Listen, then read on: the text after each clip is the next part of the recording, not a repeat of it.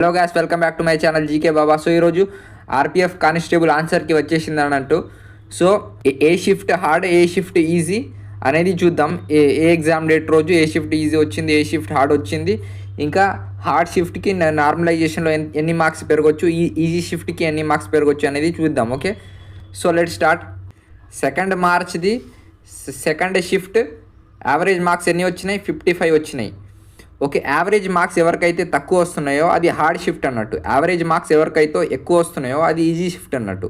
So ఇది toughest shift ఇప్పటి వరకు ర్యాంక్ మిత్ర డాటా ప్రకారం ఇప్పటి వరకు టఫెస్ట్ షిఫ్ట్ ఏదంటే 2 మార్చ్ సెకండ్ షిఫ్ట్ ఇప్పటి వరకు టఫ్ షిఫ్ట్. ఎందుకంటే ఈ షిఫ్ట్లో యావరేజ్ మార్క్స్ తక్కువ ఉన్నాయి. ఇంకా నెక్స్ట్ హార్డ్ షిఫ్ట్ ఏదంటే 12th మార్చ్ ఫస్ట్ షిఫ్ట్. గుర్తుపెట్టుకోండి, 12th March first shift average marks ఎన్ని వచ్చినాయి? 57. ఇది కూడా tough shift. 12th March second shift కూడా టఫ్ షిఫ్ట్. యావరేజ్ మార్క్స్ ఎన్ని వచ్చినాయి? 58 వచ్చినాయి. ఇంకా 2 మార్చ్ ఫస్ట్ షిఫ్ట్ కూడా హార్డ్ షిఫ్ట్. యావరేజ్ మార్క్స్ ఎన్ని వచ్చినాయి? 58 వచ్చినాయి. ఇంకా 17th మార్చ్ థర్డ్ షిఫ్ట్. ఇది కూడా హార్డ్ షిఫ్ట్ అన్నట్టు. యావరేజ్ మార్క్స్ ఎన్ని వచ్చినాయి? 59 వచ్చినాయి. Okay, next 4th March third shift. ఇది కూడా హార్డ్ షిఫ్ట్ అన్నట్టు. యావరేజ్ మార్క్స్ ఎన్ని వచ్చినాయి? 59 వచ్చినాయి. ఇంకా 18th మార్చ్ ఫస్ట్ షిఫ్ట్. ఇది కూడా హార్డ్ షిఫ్ట్ అన్నట్టు. యావరేజ్ మార్క్స్ ఎన్ని వచ్చినాయి? 59.7 అట్లా వచ్చినాయి. Next 18th March third shift. ఇది కూడా హార్డ్ షిఫ్ట్. 60 మార్క్స్ వచ్చినాయి. Next 10th March third shift. ఇది కూడా హార్డ్ షిఫ్ట్ అన్నట్టు. 60 మార్క్స్ యావరేజ్ అయినాయి. ఇంకా 11th March third shift. 60 marks వచ్చినాయి. ఇది కూడా హార్డ్ షిఫ్ట్ కింద వస్తుంది. 11th March second shift. ఇది కూడా హార్డ్ షిఫ్ట్ కింద వస్తుంది. నెక్స్ట్ ఈడ వరకు చూడండి, 62 వరకు ఎవరికైతే యావరేజ్ వస్తున్నాయో వీళ్ళకు హార్డ్ షిఫ్ట్ అన్నట్టు. మంచి మార్క్స్ పెరుగుతాయి. ఓకే, ఈ హార్డ్ షిఫ్ట్ వాళ్ళకి ఎన్ని మార్క్స్ పెరగవచ్చు అంటే అప్రాక్సిమేట్లీ 10 to 12 మార్క్స్ పెరుగుతుంది. హార్డ్ షిఫ్ట్ వాళ్ళకు 10 to 12 మార్క్స్ వరకు పెరగవచ్చు హార్డ్ షిఫ్ట్ వాళ్ళకు. గుర్తుపెట్టుకోండి. ఓకే, దీనికన్నా ఎక్కువనే పెరుగుతుంది కంటే తక్కువ, దీనికన్నా ఎక్కువనే పెరగవచ్చు. 10+ పెరుగుతాయి హార్డ్ షిఫ్ట్ వాళ్ళకు. కానీ 10 కింద అయితే రాదు. హార్డ్ షిఫ్ట్ వాళ్ళకు 10+ పెరుగుతాయి. గుర్తుపెట్టుకోండి. నెక్స్ట్ మీడియం షిఫ్ట్ వాళ్ళు ఎవరంటే ఇక్కడ చూడండి, మీడియం షిఫ్ట్ వాళ్ళు 6th March first shift 63 average. ఇది మీడియం షిఫ్ట్ అన్నట్టు. 6th March third shift 63 marks average. ఇది కూడా మీడియం షిఫ్ట్ అన్నట్టు. 10th March first shift. ఇది కూడా మీడియం షిఫ్ట్ అన్నట్టు. 9th March first shift. ఇది కూడా మీడియం షిఫ్ట్ అన్నట్టు. 6th March second shift. ఇది కూడా మీడియం షిఫ్ట్ అన్నట్టు. ఇంకా ఈడ వరకు 12th మార్చ్. ఇది కూడా 12th March. 10th March. Next 7th March third shift. ఇది కూడా medium shift. Next 10th March second shift. ఇది కూడా medium shift. Next 11th March first shift. ఇది కూడా medium shift. 12th March third shift. ఇది కూడా మీడియం షిఫ్ట్. ఓకే, గుర్తుపెట్టుకోండి. Next దీంట్లో మీడియం షిఫ్ట్లో ఎన్ని మార్క్స్ పెరగవచ్చు అంటే 5 వరకు మార్క్స్ పెరగవచ్చు. 4 to 5 వరకు మార్క్స్ పెరగవచ్చు మీడియం షిఫ్ట్లో. గుర్తుపెట్టుకోండి, 4 to 5 వరకు మార్క్స్ పెరగవచ్చు మీడియం షిఫ్ట్లో. ఇంకా నెక్స్ట్ ఈజీ షిఫ్ట్ ఏదంటే 5th March first shift easy shift. 66 average ఉంది, అంటే యావరేజ్ ఎక్కువ ఉంది. యావరేజ్ ఎక్కువ ఉంటే ఈజీ షిఫ్ట్ అన్నట్టు. 3rd March first shift. ఇది కూడా ఈజీ షిఫ్ట్. 66 యావరేజ్ అవుతుంది.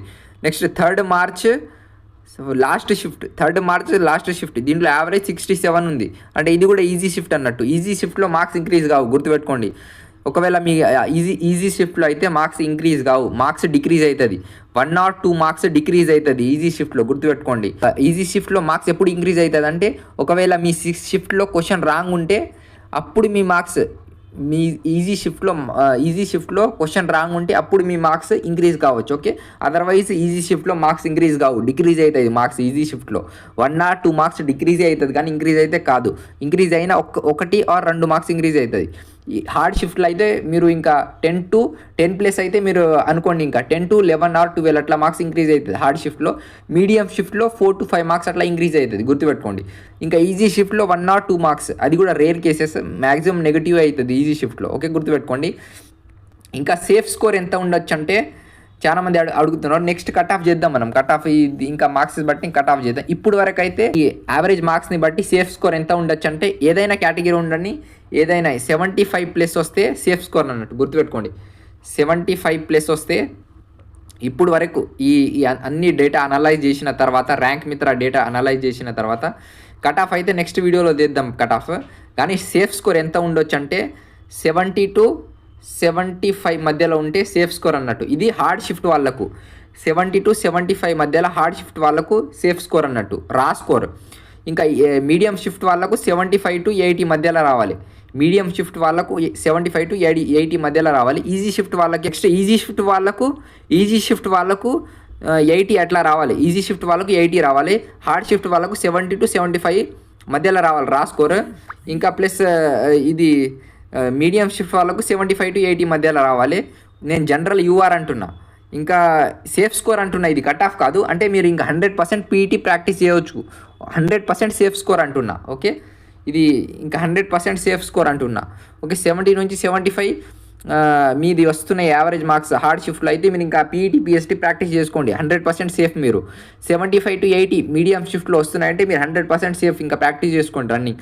80 ఈజీ షిఫ్ట్ వాళ్ళు 80 వస్తున్నాయంటే ఇంకా ప్రాక్టీస్ చేసుకోండి రన్నింగ్. ఇది కట్ ఆఫ్ కాదు, ఓన్లీ రన్నింగ్కి సేఫ్ స్కోర్ అన్నట్టు. ఇంకా దీనికన్నా తక్కువనే పోతుంది కట్ ఆఫ్, కానీ ఇది 100% సేఫ్. ఇంకా ఎవరికైతే రన్నింగ్ ప్రాక్టీస్ చేసుకోవాలో చేసుకోండి.